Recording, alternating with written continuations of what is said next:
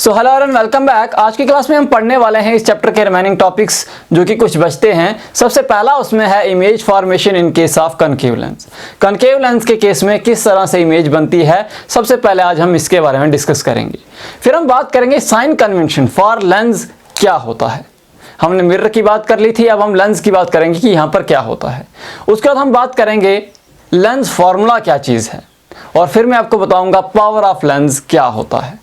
ठीक है, तो चलिए आज की क्लास की बात करते हैं। लेकिन इससे पहले हम क्लास की तरफ बढ़ें, अगर आपने अब तक हमारा चैनल सब्सक्राइब नहीं किया है तो चैनल को सब्सक्राइब कर दीजिए, बेल आइकन को प्रेस कर दीजिए और ऑल नोटिफिकेशन को ऑन कीजिए ताकि मेरी वीडियो की नोटिफिकेशन से आपके फ़ोन की घंटी बजती रहे। साथ ही साथ वीडियो को लाइक शेयर ज़रूर करें ताकि ये वीडियो औरों तक भी पहुँच पाए और भी इस क्लास का फ़ायदा उठा सकें।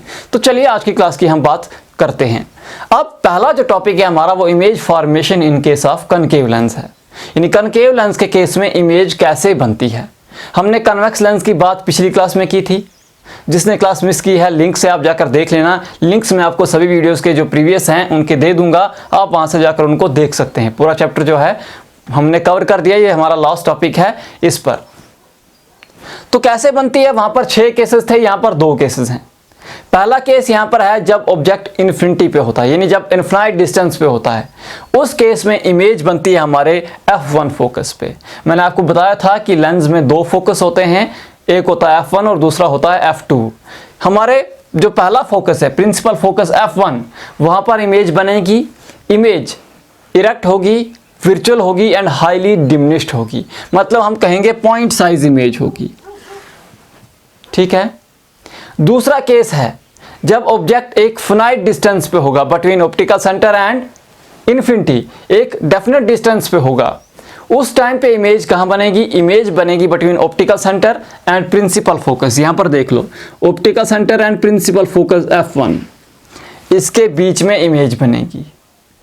इमेज किसके बीच में बनेगी, between optical centre and f1। Same side of lens बनेगी। यहां भी देखो सेम साइड ऑफ लेंस है, यहां भी सेम साइड ऑफ लेंस है।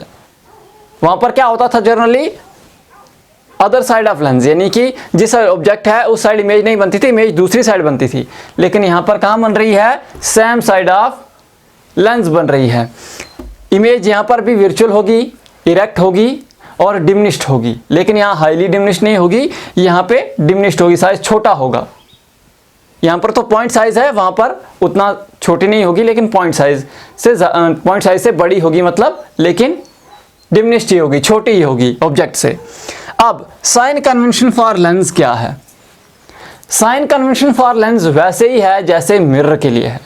फर्क सिर्फ इतना है कि यहां पर पोल की जगह ऑप्टिकल सेंटर है। वहां पर सेंटर ऑफ जो मिरर है उसको हम पोल कहते थे, यहां पर सेंटर ऑफ लेंस को हम ऑप्टिकल सेंटर कहते हैं।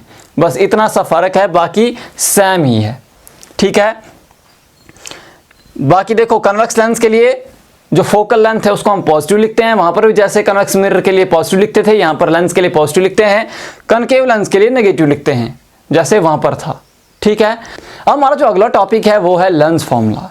लेंस फॉर्मूला क्या होता है, जैसे मिरर फॉर्मूला होता है relationship between object distance, image distance and focal length, ये भी वही है। ठीक है, यहां पर भी वही है, relationship between image distance, object distance and focal length of a lens. इसको हम कहते हैं लेंस फॉर्मूला।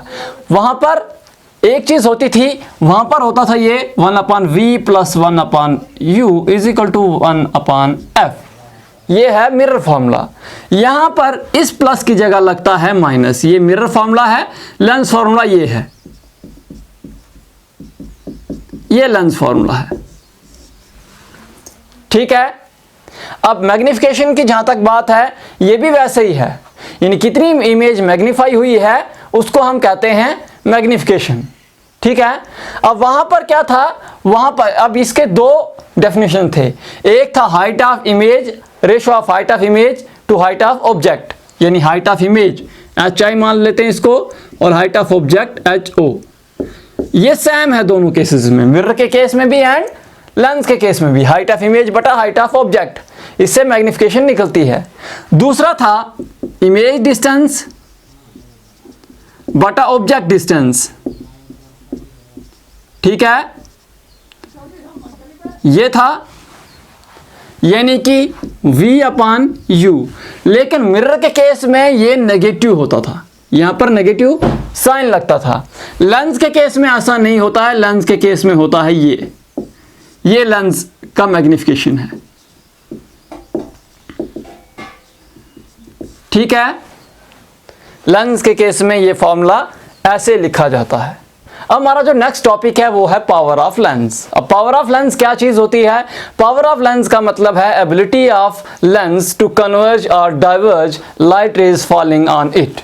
यानी लाइट रेज जो लेंस पे पड़ रही हैं वो कितनी डिग्री उनको कन्वर्ज कर रहा है या डाइवर्ज कर रहा है।